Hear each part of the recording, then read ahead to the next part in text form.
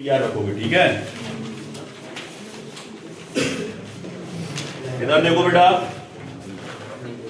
अपना जो यूनिट चल रहा था वो चल रहा था इलेक्ट्रोकेमिस्ट्री। इलेक्ट्रोकेमिस्ट्री में आज हम Faraday first law second law को देखेंगे, ठीक है। यहां हम एक्सप्लेन करेंगे तो आप आराम से इसको समझ लोगे, बाकी सब लिखा हुआ है पहले से, ठीक है। इसलिए लिखा टाइम उसमें बचेगा, ठीक है, पहले से लिख दिया इसलिए। इधर देखो जरा बेटा, क्योंकि जल्दी जल्दी करना है थोड़ा, क्योंकि हमें नर्नस्ट भी समझना है इसके बाद। तो यहाँ पर अगर अपन बात करें सबसे पहले फैराडे फर्स्ट लॉ की, तो फैराडे फर्स्ट लॉ क्या कहता है इसको हम समझ लें। जैसे मान लें कि हमारे पास एक इलेक्ट्रोलाइटिक सॉल्यूशन है, बिल्कुल ऐसा एक कंटेनर के अंदर इलेक्ट्रोलाइटिक सॉल्यूशन भरा पड़ा है, और इस इलेक्ट्रोलाइटिक सॉल्यूशन के अंदर हमने दो इलेक्ट्रोड को डिप किया। दो इलेक्ट्रोड को डिप करने के बाद जैसे इसमें करंट पास करोगे, इसको बैटरी से जोड़ दिया, ये बैटरी है आपकी। बैटरी से इसको जैसे ही कनेक्ट करेंगे, बैटरी के जिस पोल से इस इलेक्ट्रोड को कनेक्ट करेंगे वो इलेक्ट्रोड वही बन जाएगा। पॉजिटिव से करेंगे एनोड बन जाएगा, नेगेटिव से करेंगे कैथोड बन जाएगा, क्लियर। और जैसे ही इसमें हमने करंट पास किया, इसमें जो सब्सटेंस होगा वो सब्सटेंस डिपॉजिट होना स्टार्ट हो जाएगा।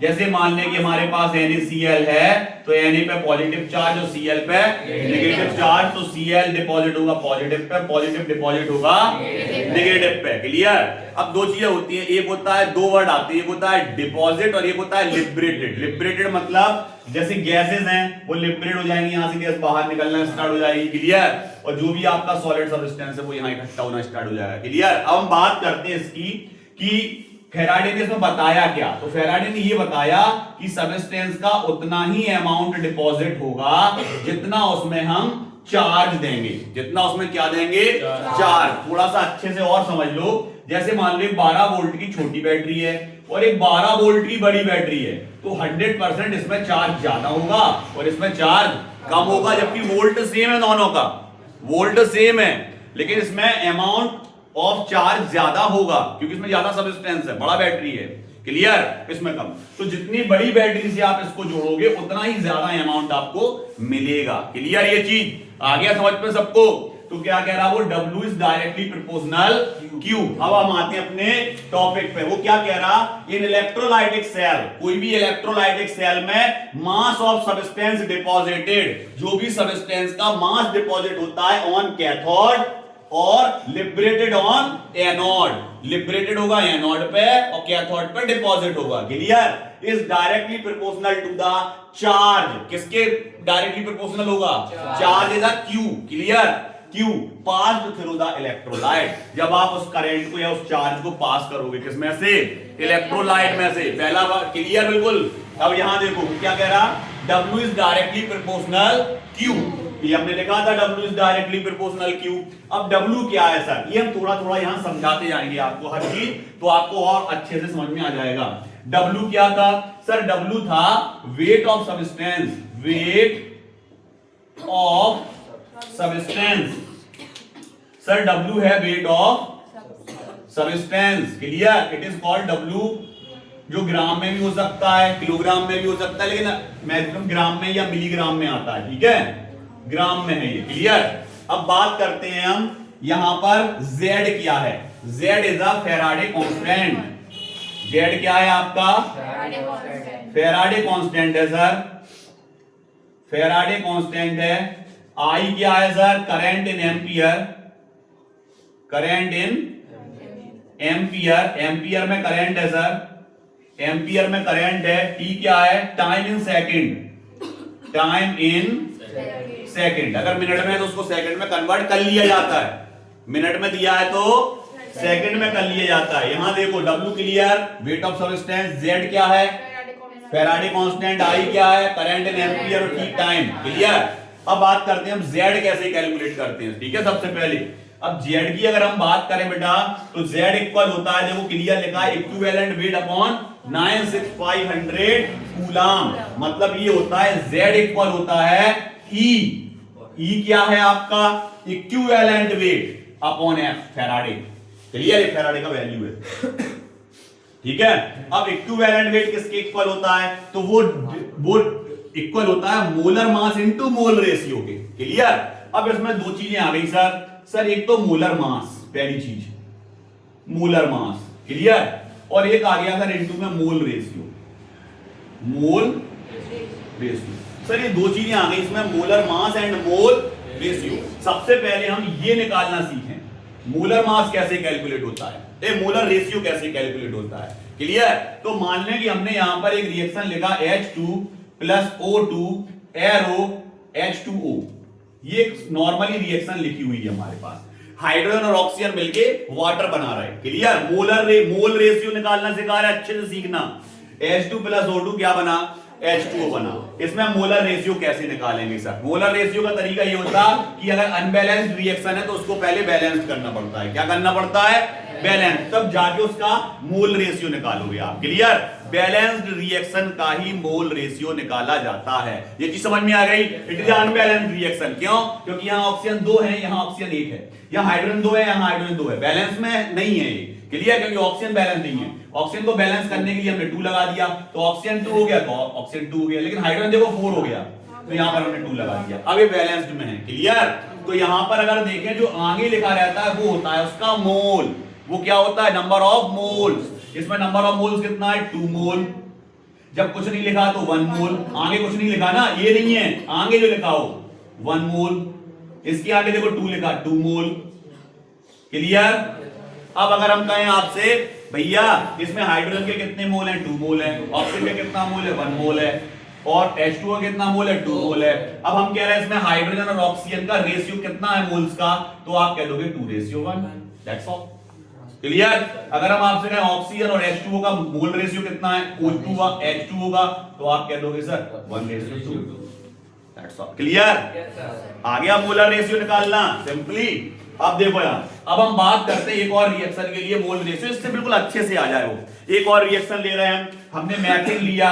मैथिन का फॉर्मूला होता है CH4। इसको O2 की प्रेजेंस में हमने क्या कर दिया? जला दिया, तो ये बनेगा CO2 प्लस H2O। अब इसमें पहले रिएक्शन को बैलेंस करेंगे। कार्बन 1 कार्बन 1 ऑलरेडी, ठीक है। इसके बाद हाइड्रोजन 4 है सर, यहाँ हाइड्रोजन 2 है, 2 लगाओ, 2 दूनी 4। क्लियर? ऑक्सीजन कितना है? 2 है। ऑक्सीजन 2 है, यहाँ पर कितने? 2 2 4, 2 लगाओ। क्लियर? That's all. अब देखो बैलेंस्ड है, carbon 1 oxygen 4, 2 2 4, hydrogen 4 hydrogen 4। That's all. Clear?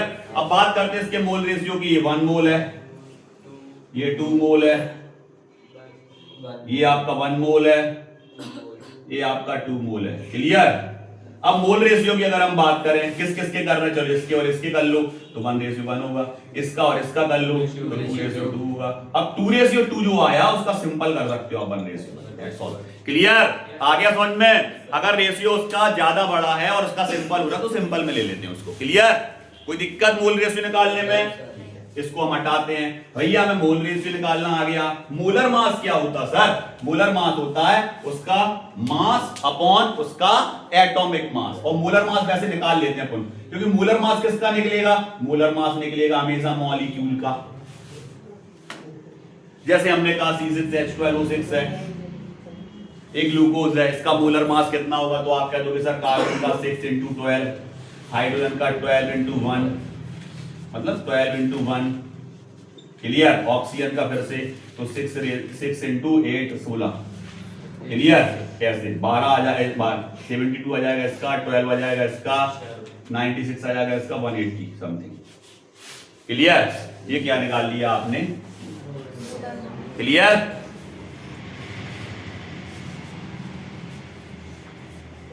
आगे दर देखो जरा, ऐसे भी निकालते हैं मोलर मास, N=W/mc भी निकालते हैं, वो तो तरीका आता है सर हमें, weight of substance upon molecular weight of. Clear हो गया?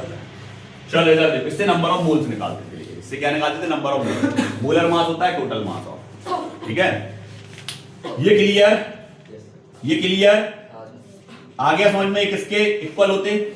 Z के। ये पूरा वैल्यू हम यहां पुट कर सकते हैं Z की जगह पे, बिल्कुल कर सकते हैं सर। तो देखो W का W, Z की जगह देखो ये पूरा आ गया, बिल्कुल आ गया सर, तीनों चीजें। IT बचा, ये IT। Faraday first law clear सबका? फैराडे फर्स्ट लॉ में किसी को कोई दिक्कत नहीं। अब आते हैं फैराडे सेकंड लॉ पे। फैराडे सेकंड लॉ क्या कहता है, इसको समझो अच्छे से। फैराडे सेकंड लॉ ये कहता है कि जब हम सेम चार्ज अलग अलग इलेक्ट्रोलाइटिक सॉल्यूशन में हम भेज रहे हैं, क्लियर, तो इसके लिए हमने दो चीजें ली, एक कंटेनर जिसमें A इलेक्ट्रोलाइट है, एक और कंटेनर जिसमें B इलेक्ट्रोलाइट है। ये हमने दो अलग अलग कंटेनर ले लिए, इसमें इलेक्ट्रोलाइट भरा हुआ है यहां पर है ए सबस्टेंस, यहां पर है बी सबस्टेंस। क्लियर? इसमें सबसे पहले हमने डाला इलेक्ट्रोड। सर ये छोटे बड़े होने क्या नहीं, वो बराबर भी ले सकते हो, कोई दिक्कत नहीं, हमने कर दिए बस छोटे बड़े, ठीक है, सेम साइज भी ले सकते हो। इसको जोड़ दिया बैटरी से, इसको बैटरी से कनेक्ट कर दिया हमने, लो, और इन दोनों को आपस में कनेक्ट कर दिया, लो। क्लियर? अब याद रखोगे ये अगर पॉजिटिव है तो ये नेगेटिव होगा, फिर ये पॉजिटिव होगा, ये positive negative positive negative negative positive negative positive. Clear? याद रखोगे। क्लियर? अब हम बात करते हैं इसकी कि ये ए है और ये बी है। अगर इसका जो वेट डिपॉजिट होगा, अगर मान लो W और इसका वेट डिपॉजिट होगा वो मान ले WB। क्लियर? तो इसके नीचे एक चीज और आती है EAEB। ये सर EAEB क्या है? It is called equivalent weight. क्या है ये? Equivalent weight. इक्विवेलेंट वेट कैसे निकलता?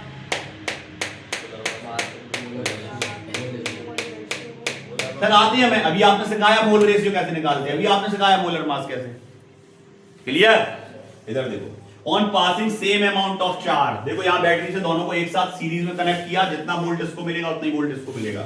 क्लियर? मतलब करंट, सॉरी क्यू, कूलम में आवेश, चार्ज, उतनी चार्ज इसको मिलेगा उतनी चार्ज, वोल्ट नहीं चार्ज, ध्यान रखना है। क्लियर? तो वो क्या कह रहा है, on passing same amount of charge, देखो वोल्ट नहीं आया यहां, आया क्या? करंट आया क्या? करंट ही चार्ज कहलाता है, ठीक है?